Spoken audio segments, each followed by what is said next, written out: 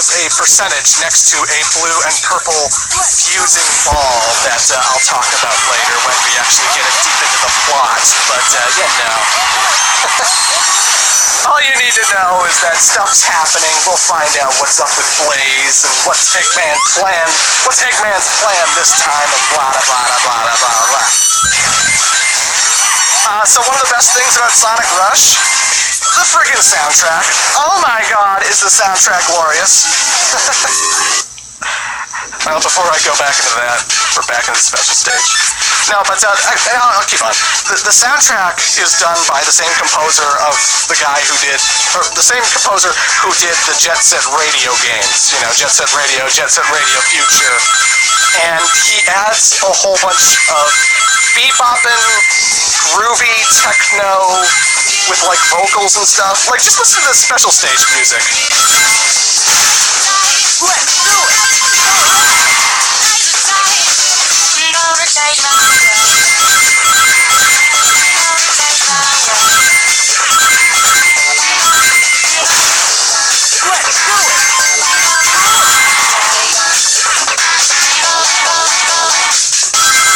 It's really hard to describe, but the soundtrack of this game is unlike any soundtrack you've ever heard in a Sonic game, and ever will hear ever again. This is one of the best soundtracks in Sonic, honestly, and I've always loved Jet Set Radio's music so much. I even used one of the songs in my Mega Man Powered Up Boss Rush, but there's just a fun, energetic kind of vibe from this music, and it makes going through levels, even if the music doesn't seem to fit, I don't care. You know, the music all by itself stands alone, and if I had to recommend buying the soundtrack of Sonic Rush, oh, abso-fucking-lutely, buy the soundtrack of Sonic Rush. It's fantastic! You're gonna be bebopping your head, bebopping and scatting. Is that a phrase? Bebopping and scatting? Oh, you see when I hit these particular balloons in the special stage, the numbers come up, and you have to use the stylus to hit the numbers in order. So I have to go 1, 2, 3, 4, 5, 6. If you miss a bubble, or if you hit the wrong bubble, it resets and takes you back to the pipe, and then you don't get your ring bonus.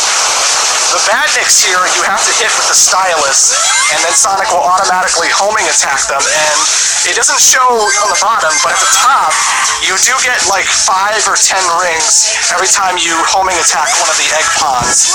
So, make sure you're hitting those guys because you are getting rings when you do so. Homing attack those guys for rings. It is a very effective strategy. These special stages are super fun, though. I mean, I think Special Stage 7, like a lot of Special Stage 7s, is absolute bullshit.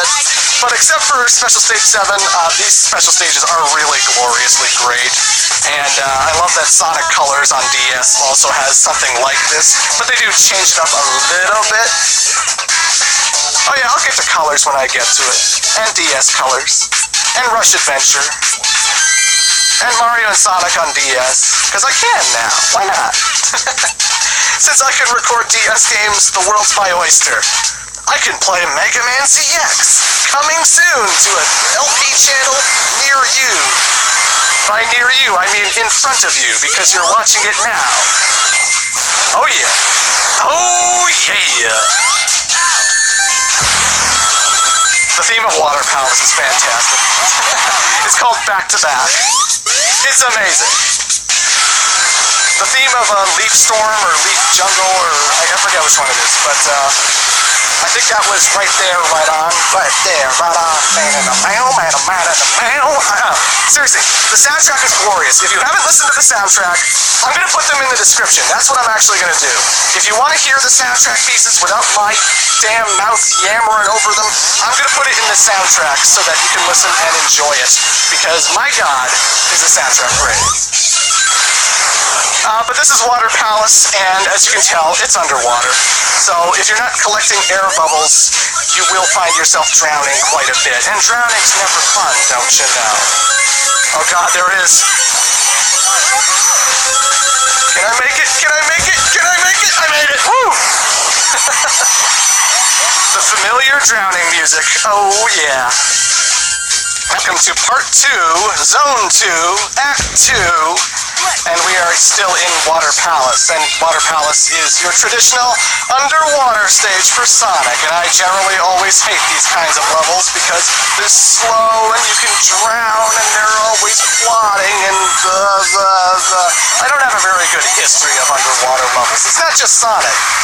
It's like when I'm playing Mario World, it's like, oh god, now I have to play an underwater level.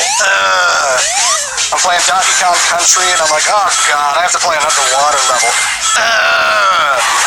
I play Star Fox 64. Oh good, I'm on Planet Aquas.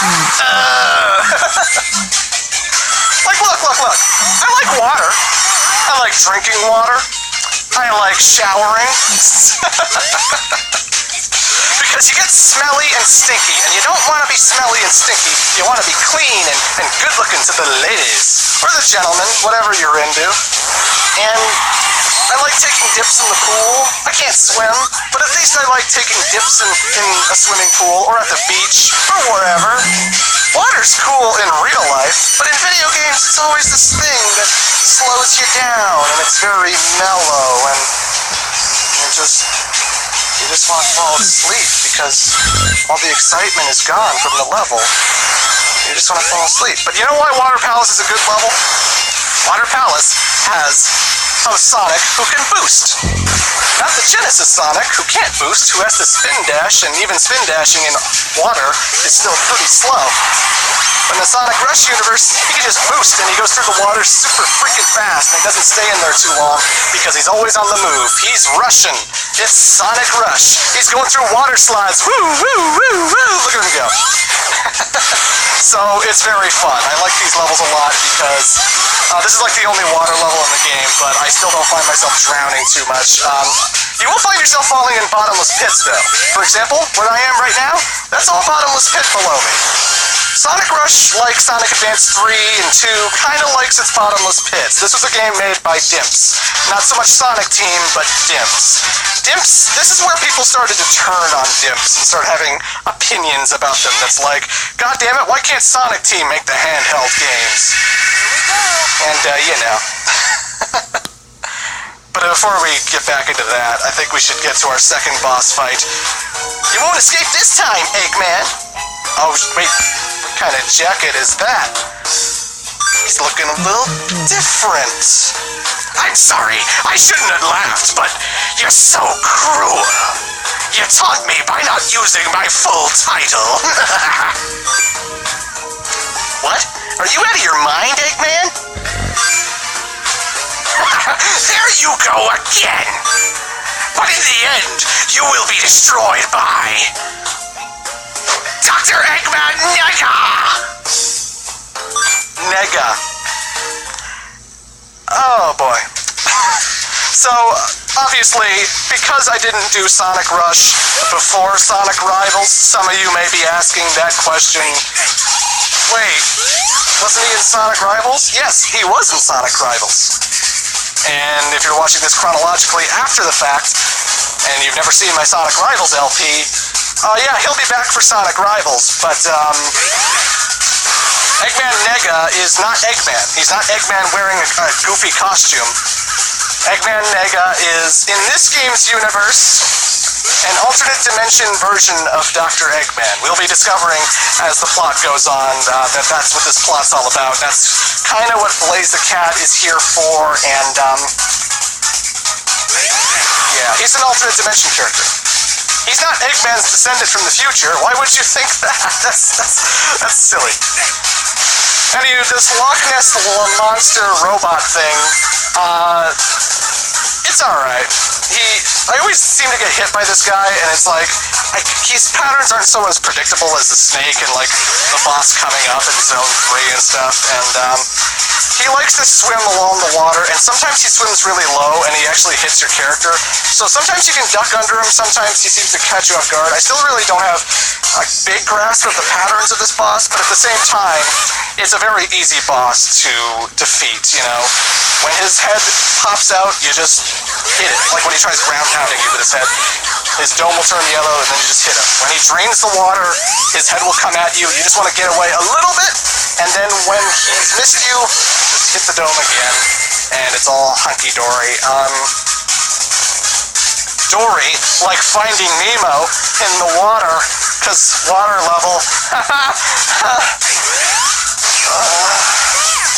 But anywho, this is a pretty standard boss fight. There's really nothing to worry about.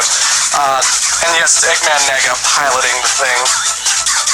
I should mention that the Blaze playthrough, I'm doing a second playthrough with Blaze, but she goes through the exact same levels and boss fights as Sonic.